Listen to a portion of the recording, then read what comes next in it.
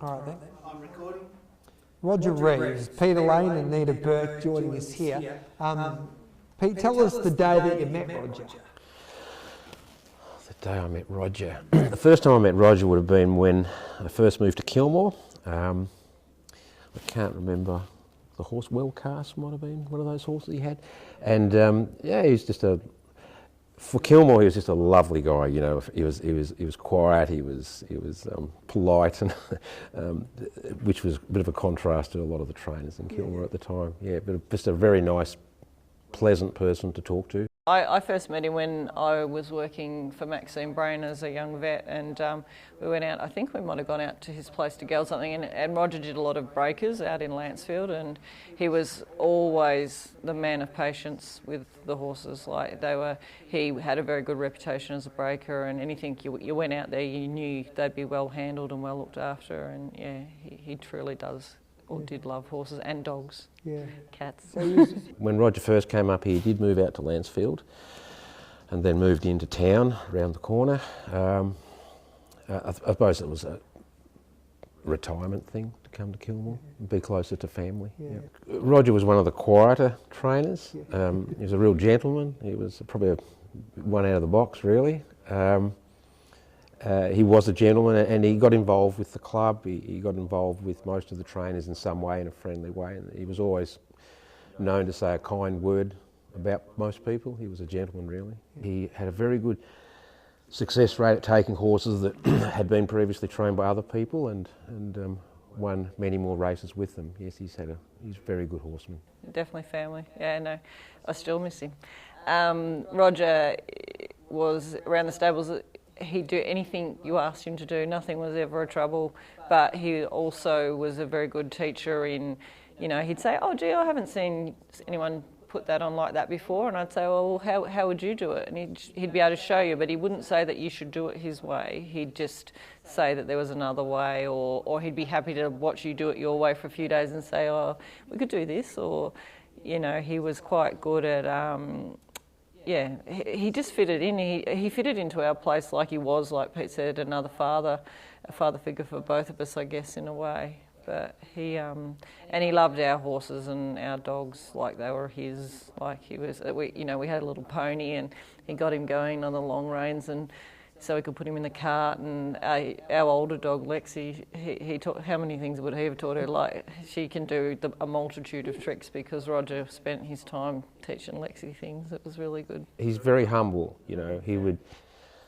I could have a bad day, and he'd always put a light patch to fix it up. You know, he'd say something kind, and you know, and lots of times we'd travel and we'd go to the races together in the later times when Nick couldn't come because she was working, and I'd drive a shocker race, you know, and he'd come home and he'd say, look, I can think of 3 really good things you did in that drive, you know, and he'd take, that was Roger, you know, is incredible. He was never one to, you know, he was the type of person who wouldn't badmouth anybody, you know, he wouldn't criticise somebody. He might give me some advice not to deal with that person, but he wouldn't bag them. And he was quite a unique character in that respect, and as I said, he was very supportive. He would not only involve us with horses with us, you know, he'd help me fence, we'd weld together, we'd do concreting, wouldn't we? We'd just do all that sort of stuff together. So he was very much a father figure. A witness at our wedding? Yeah, of course. At our wedding, he was the witness, and we only had a couple of guests, and Roger was one of them, and his wife, naturally. But yeah, so we became a part of his family in a roundabout way, and we've sort of stayed in contact with his family even after he's passed away. They make contact. At this point in time, if he knew that we were doing this today, he'd be saying, oh, we shouldn't have a race named after me, that there's no need, you know, like he was always humble, always, just... He would have been secretly, I'm sure, pleased, but never would have thought that it was something that he would have, you know, deserved or something, which was just totally untrue because he was a very, very giving person. Yes, once again, he wouldn't say anything bad about anybody, and I think most of the trainers here at the time enjoyed his company, and yeah, he was just, I suppose, a little bit special in that respect because he wasn't as rough around the edges as Starlight Josh. Yeah, he won sires. Yeah, won a sires, won a 2-year-old sires final, won a 2-year-old Breeders' Crown final, 2-year-old Trotter of the Year. Yeah. South Australian Derby. He was one of the first horses to win, and he won a 4-year-old Breeders' Crown. So he was. You'd go around. Everything was immaculate, and you'd go around to their little place when they moved in, really retired and moved into their little place around the other side of Kilmore. And in his garage, he still had the rugs hanging, and they were like pristine. The satin rugs were hanging off the rafters in his garage of the 2 Breeders' Crown wins. He had a Revivalist won a youthful stakes at only her 5th start. Well cast. You won a heap of races with him. Yep. But Josh, he always talked about Josh. His statistics, like he had not a bad strike rate really, and like Pete said, he took on a lot of horses that other people didn't win with, and he might have only won 1 or 2, but he knew how to get him going. He certainly enjoyed being here. He was a bit closer to some of the families here, and he was well liked by the trainers, and I think he enjoyed the company of horse people out on the track. It can be a bit lonely when you've got your own farm and you're just working a horse. So in here there was people to meet. He was very close with Michael Scandalera. He knew Michael from the Gippsland days also.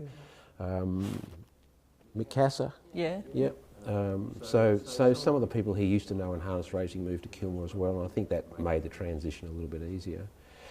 He probably wasn't as rough as some of the guys that used to train here, but he fitted in very well. We had a horse called Eisenhower, and he won a number of races, 10 or 11 races, 12 races, and he loved that horse as well. And he had a history of breaking down, and every time he'd come back, he'd say, "No, I don't think he's not going to make it this time."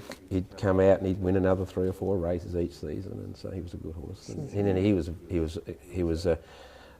a great supporter of us, and certainly a great supporter of the horses.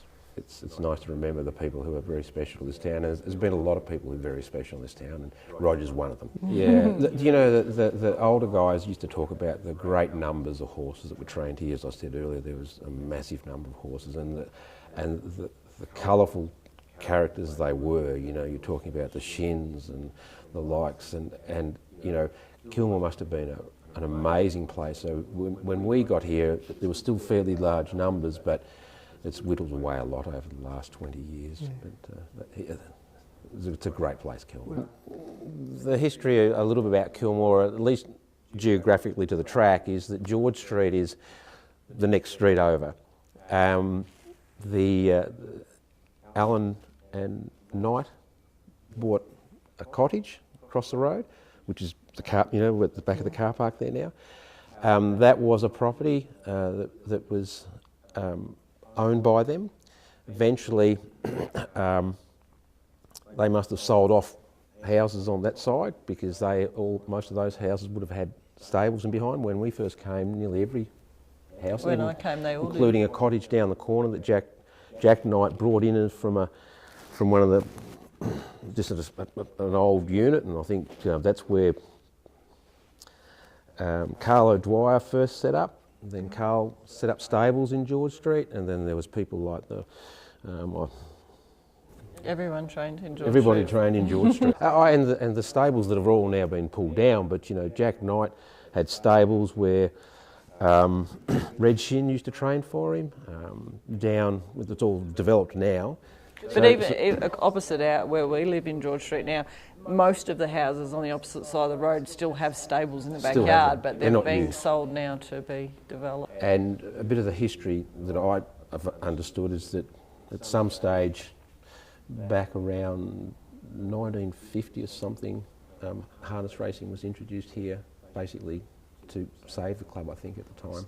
It must have been a great time many years ago, and as I said, as not so much a teenager, but in my early 20s, to come to the Kilmore Cup was just the biggest event of the year in harness racing, and even just as kids, it was just fantastic. The first horse I ever saw win, I think, was Scotch Notch, actually, when they took me to the races, and so she was always my favourite trotter, and Poppy was always my favourite pacer. But I think because they used to draw the crowds, like if you came to Kilmore Cup, the entire grass was just totally people. You could not move. Everyone had the day off. We used to have the day off. We'd get up, do the horses early, and drive up and have the whole day at the races. You'd watch the first 2-year-old race of the season, like Miff Sud said, and you'd be here all day, and it was huge. It was massive. But the dominance back in those days with pieces and and nights, and they were just great races, and all the shenanigans that went on with it as well, I suppose. Yeah. Yeah.